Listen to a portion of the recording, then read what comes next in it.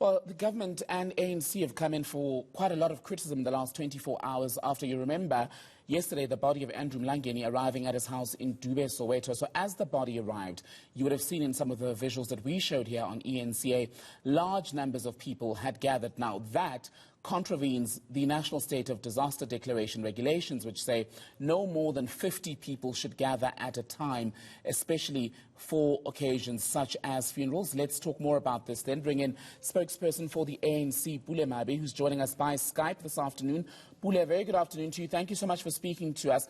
So one of your NEC members, Fikile Mbalula, who was at the Mlangeni home yesterday, has been quoted this morning saying what happened with that large gathering of people was more of a spontaneous thing that sadly no one was able to control. Surely that cannot be the right explanation, given that he's a minister in the ANC, which is leading the message around compliance with these regulations.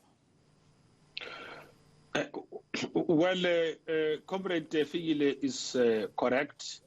There was an act of spontaneity on the part of the people of Soweto. Perhaps to give context to yourselves and the rest of South Africa's people is that when Tate Mlangeni was incarcerated for over 20 years at the Robben Island, he came out of that house in Dube, where his body came out of when he was going to be laid to rest. Now, yesterday, we had gone with the Treasurer. I had joined the Treasurer General of the ANC, Comrade Paul Mashatile, to go and, together with the family, to go and collect Tate Mlangeni's body at the East Rand. When we came back to the family home, just even before we could even drive to his street, already word had gone out in Soweto. People are listening to yourselves here in the media. They would have seen the statement of the ANC, various other social media platforms. They had already lined up on various streets.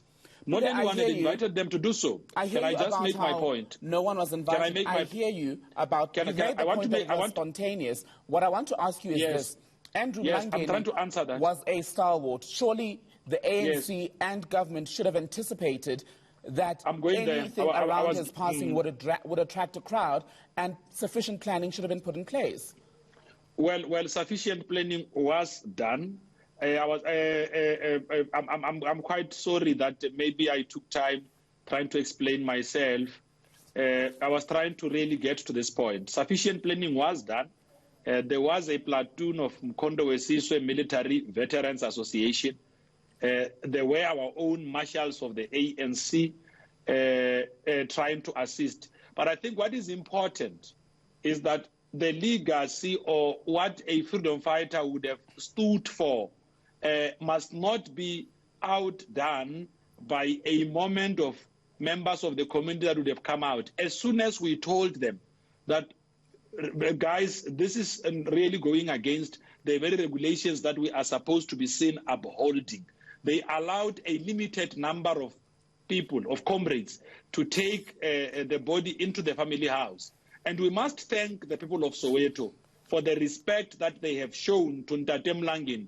It requires that all of us work together. I mean, there was just last year, we did not have COVID-19. You ought to understand this. It is going to gradually take its own time for our people to learn, to understand and appreciate that the COVID-19 means or calls for a greater change of behavior from amongst the rest of our citizens. We have already sent the message as the ANC. We have drawn great lessons. This Tate Mlangeni was the last amongst the Rivonia trialists to be buried. He was a freedom fighter, a leader in his own name and right, a man of integrity. The people of Soweto still went on to line up.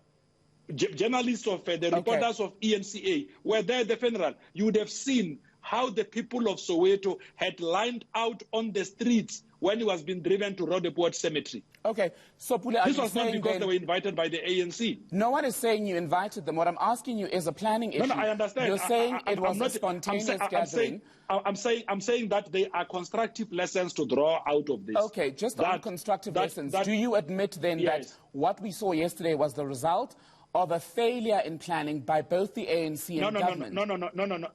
I'm not going to admit to what you are trying to bring up. No.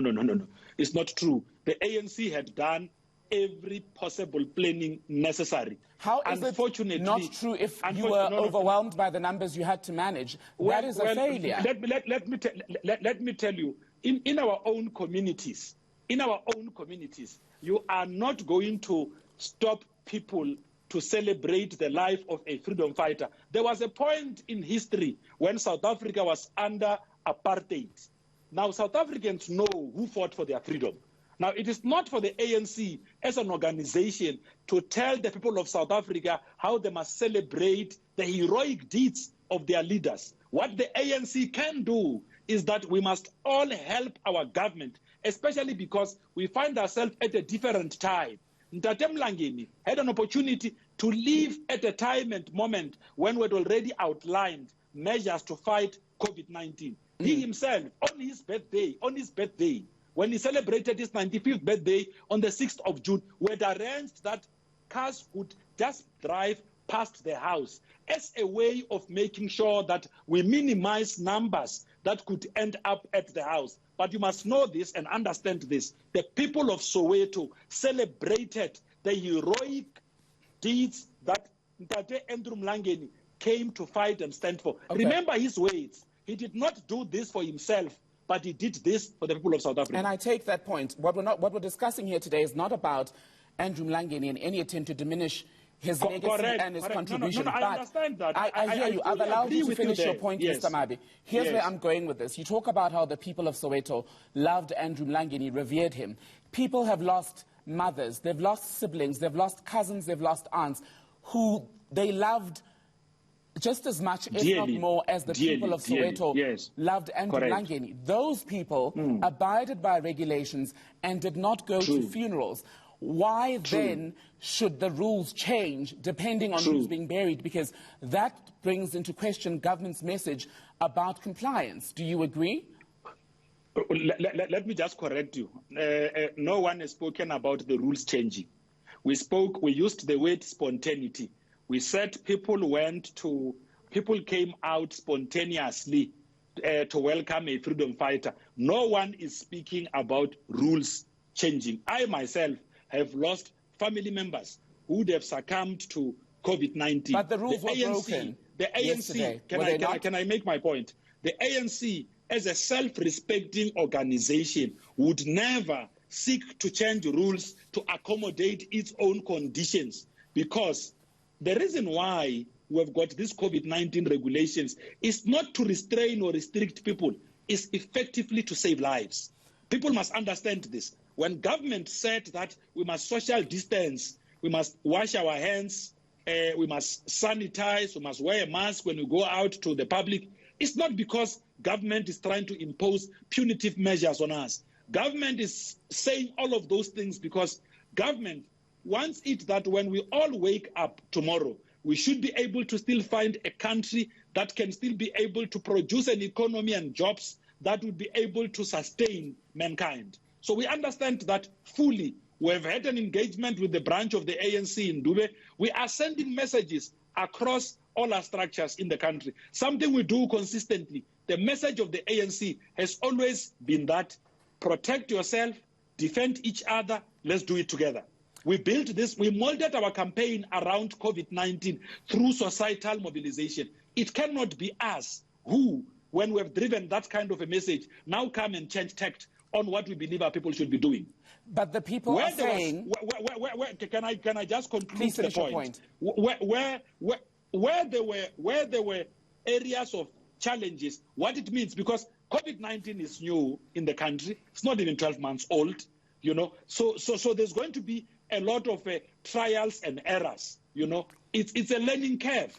Now, what we are all supposed to be saying, working together with yourselves as a responsible media in the Republic of South Africa, I take it that ENCA is not asking these questions for sensational reasons. You are asking these questions because you want to enforce a sense of responsibility and say to the people of South Africa that the regulations don't have eyes. Yes, which is something that we have agreed. We have agreed to come here so that we can affirm that point.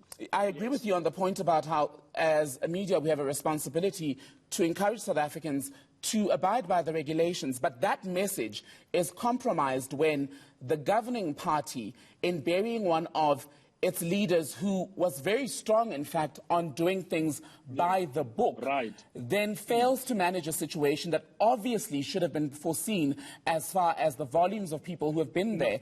And the reaction from many people is that what this has done is it's created a perception that some animals, like animals are equal, but some are more equal than others. And I want you to tell me, just a minute, please, do you accept then that what happened yesterday takes back the progress that had been made by government and the ANC, along with other institutions, in getting South Africans to follow the regulations?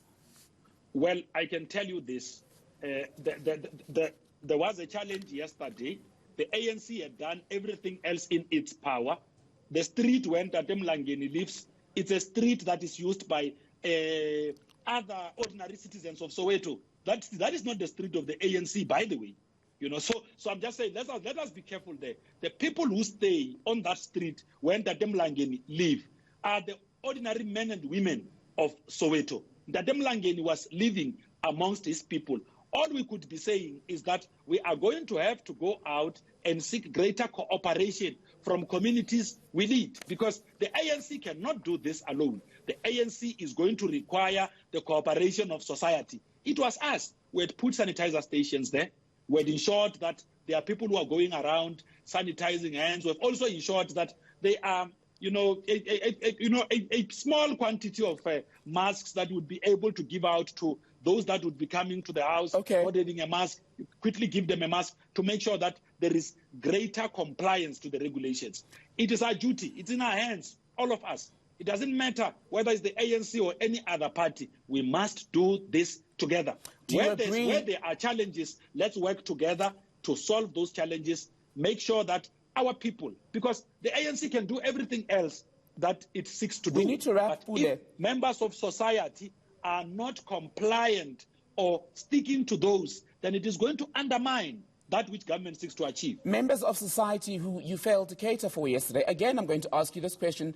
Do you concede this afternoon in hindsight that you misread what was required in order to manage the interest in what was going on yesterday? And secondly, will you as the ANC apologize to South Africans? Do you believe you owe South Africans an apology for what happened under your watch?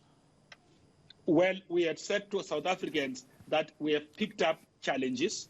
There are lessons to be learned out of this. COVID-19 in South Africa is not 12 months old.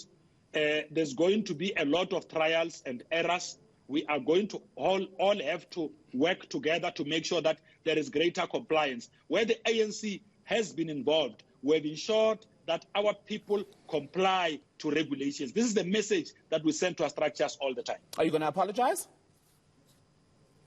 We have picked up challenges. Are you going to apologize? I'm not understanding why an apology when we're saying we've picked up challenges. For the violation of lockdown regulations under your watch. Are you saying that?